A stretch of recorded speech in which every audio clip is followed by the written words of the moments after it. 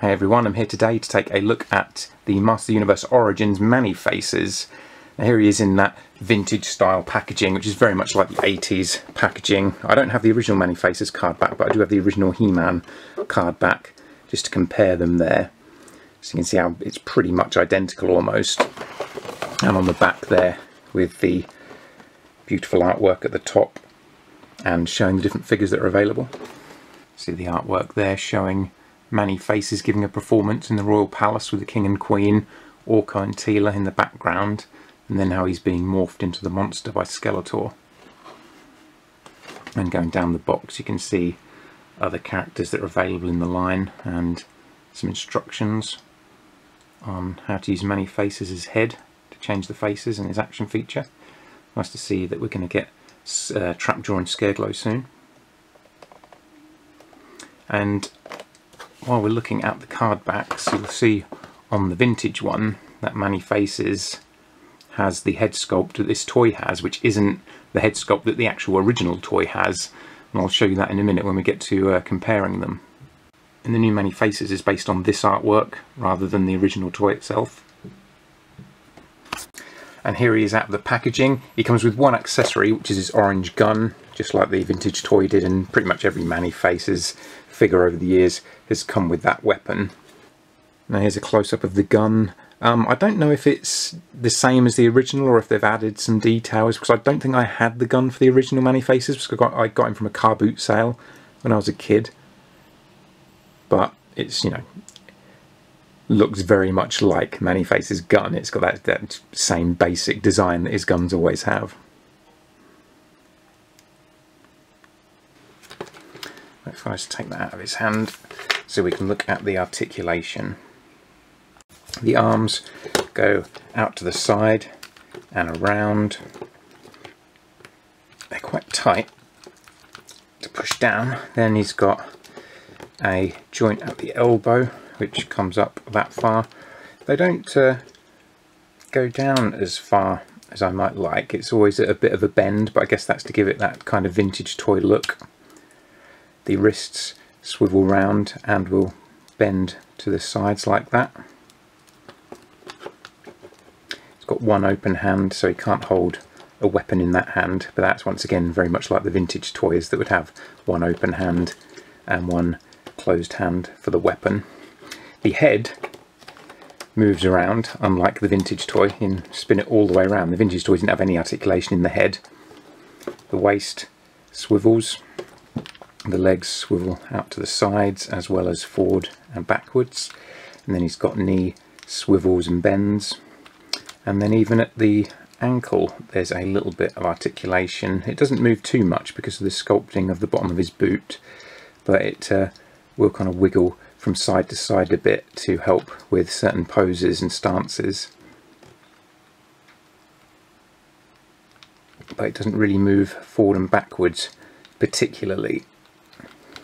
But still a really nice amount of articulation for a retail action figure. Then of course you've got his action feature, which is that if you turn this dial on his head, the faces spin around to robot, monster and human.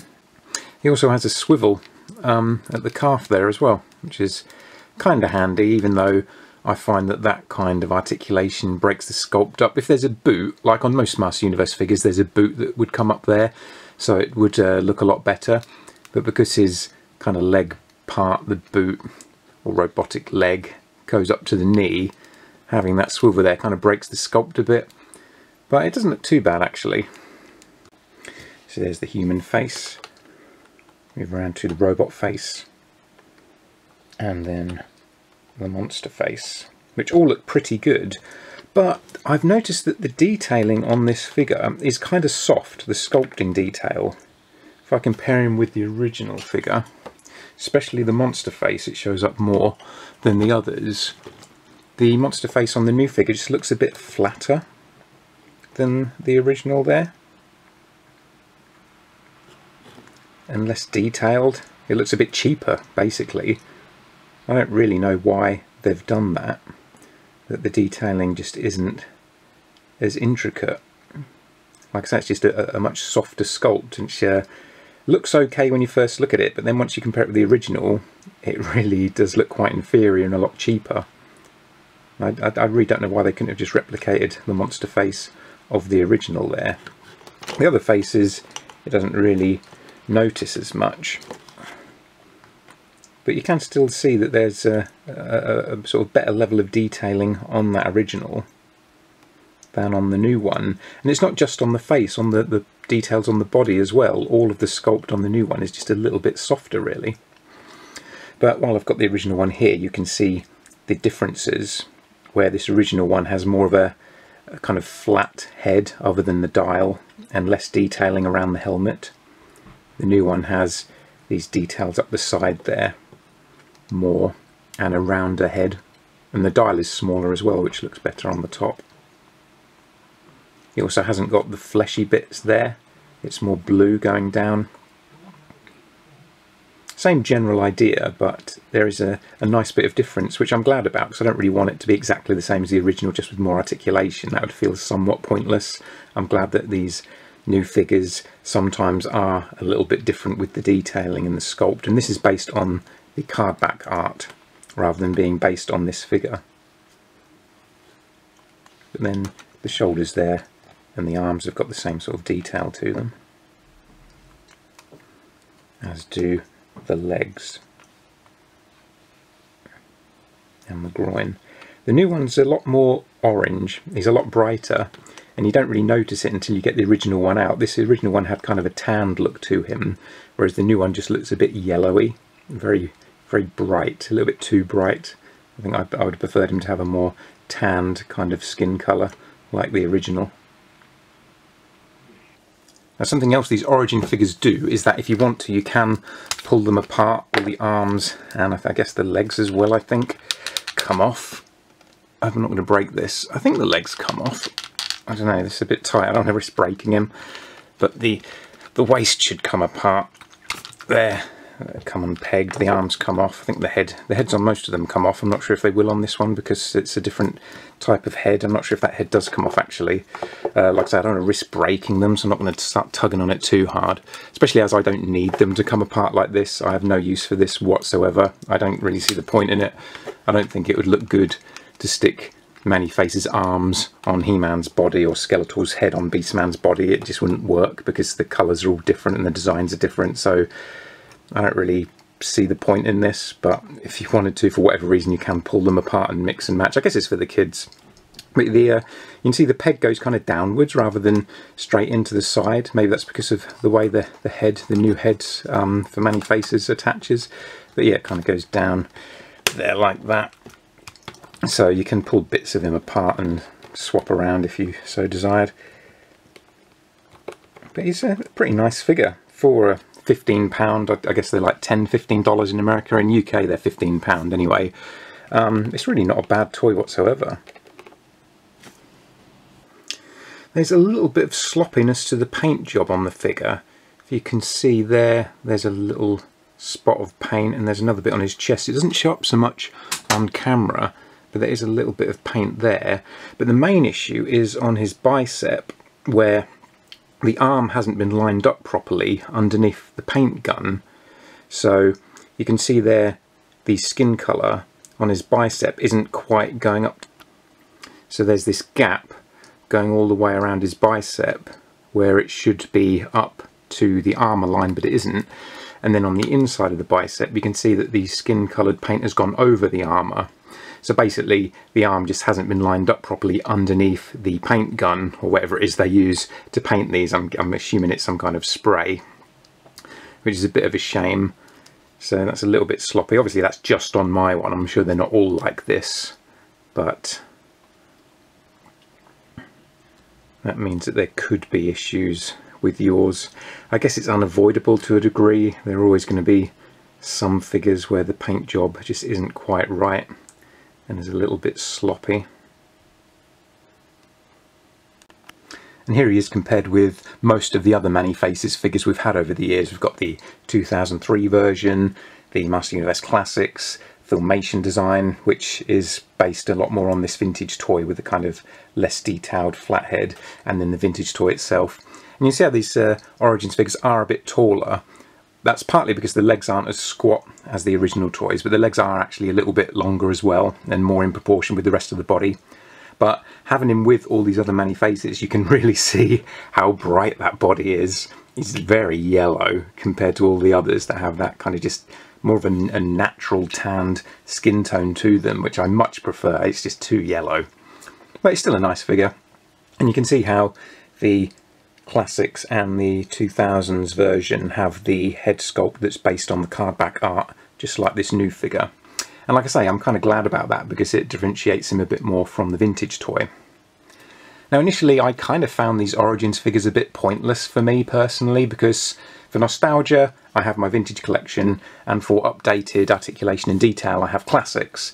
So what do I need Origins for? They're this kind of weird middle ground. But I guess really, more than anyone, they are targeted at parents of children. Parents that are not toy collectors but still grew up in the 80s and may see these on the shelves in toy stores, have that nostalgic twinge and buy them for their kids. I think that is the main target audience. It's not for adult collectors like me. It's not even necessarily for kids yet, because there's no cartoon or movie to advertise these characters, so kids aren't going to know who they are.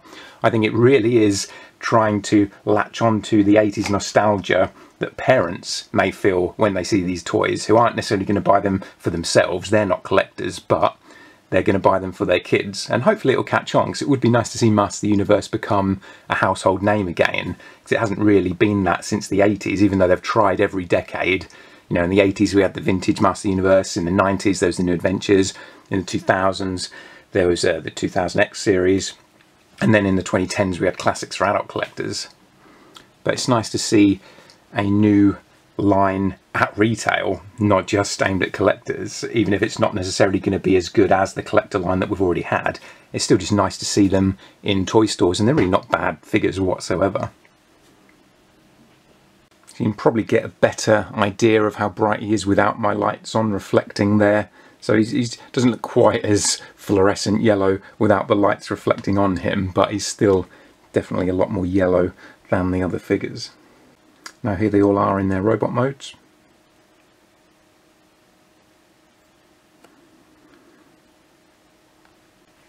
And now in monster mode.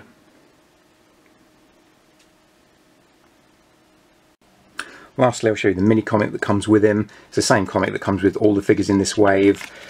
In the European market, all the words have been taken out so that no one can enjoy it, because God forbid some people who don't speak English see the English language. Would that offend them or upset them somehow? I don't know. I don't really understand the point in this, because now no one can enjoy it. At least if it had English written words in it, English speaking and English reading people could enjoy it. As it is, no one can enjoy it.